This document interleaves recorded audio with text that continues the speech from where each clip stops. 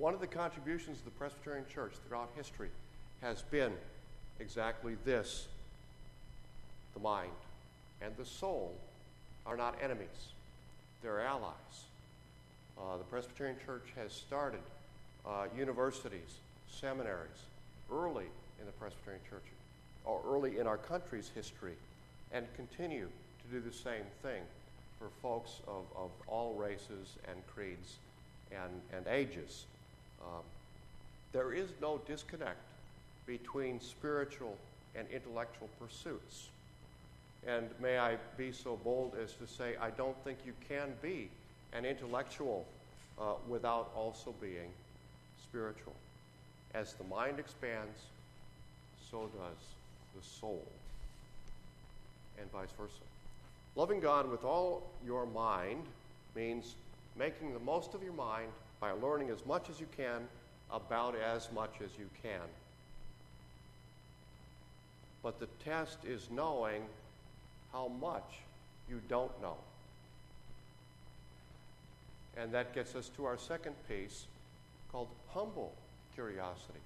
I still remember, I hate to admit this, but I was probably 23.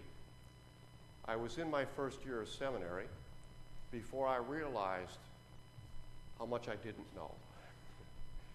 And I don't know when that point was in your life when you recognize how much more there is out there to know. You go through early in your life and you kind of stuff it. And you think you know everything. And that comes at a different point for different people. But then, and some people maybe never get to the point where they recognize how much they don't know. But that's very important. Not only do we have God-given capacity to be curious and to learn, we need to be humble with that curiosity as well. We don't have everything all figured out. We don't even have God all figured out.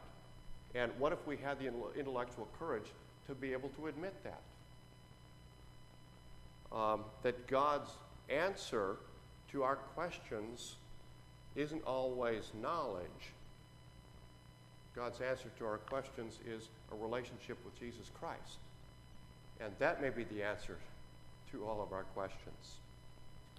I love Leonardo da Vinci, and I love studying his life. One biographer called him the most curious man who ever lived. He was also described in this way. Leonardo wouldn't take yes for an answer. I like that. It just turns that whole concept on its head. What an approach to life, to be filled with humble, holy curiosity. In his life, each situation, each challenge, each person, every person, provided for him a learning situation. He carried a notebook, as I said, with him. Wherever he went, he left 14,000 pages to a friend. 7,000 of those pages, almost 7,000, still exist. To tell you something about the importance and value of these pages, Bill Gates bought 18 pages in 1994 and paid $30.8 million for 8 pages of Da Vinci's notebook. Another fascinating thing about Da Vinci's notebook is that it's full of drawings, it's full of notes, and all of the notes are done in what's called mirror writing. The only way you can read it is if you look at it in a mirror. It's reversed. And this is just the way his mind worked, and that's the way he took his notations. And what a mind, filled with holy curiosity. What an incredible imagination. In the days leading up to his death on May 2nd, 1519, he apologized to God and to his friends for leaving so much undone. Wow. What a humble curiosity in Leonardo da Vinci. With this holy and humble mindset, here's the so what part of what Jesus is talking about loving God with all of our mind. with a holy and humble mindset, all of life becomes an experiment. You say, well, I'll try this. I'll learn from that. And it's okay if somewhere along the way there's a failure from which you learn. Life is an experiment. Life doesn't have to be perfect. Failures are part of life. They're okay, part of that learning process. We become less afraid of failure then, once we recognize that it's okay. And we become less focused on getting out of situations in which we may be uncomfortable, we may be out of our comfort zone, and we are willing to stay in those situations a little bit longer and focus on what we can get out of them. Does that make sense? We don't want to get out of them. We want to focus on what we can learn while we're in them so we can get something out of us. Friends, God wants us to become, and our learning process never ends.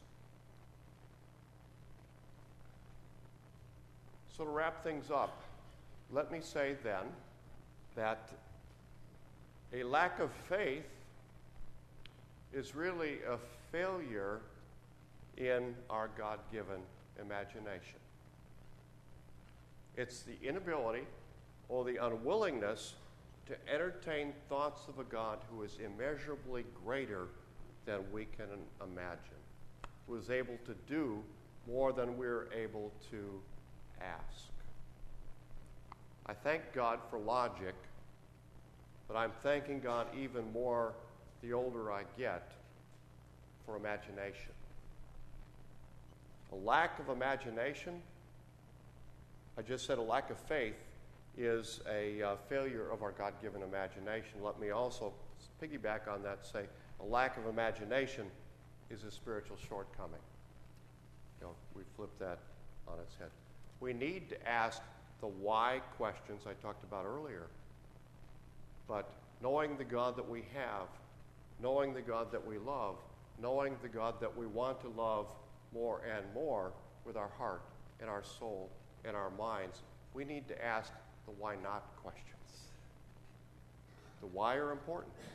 Why not are equally as important. We should become curiouser and curiouser each and every day and recognize when our understandings are coming up short and be willing to admit it.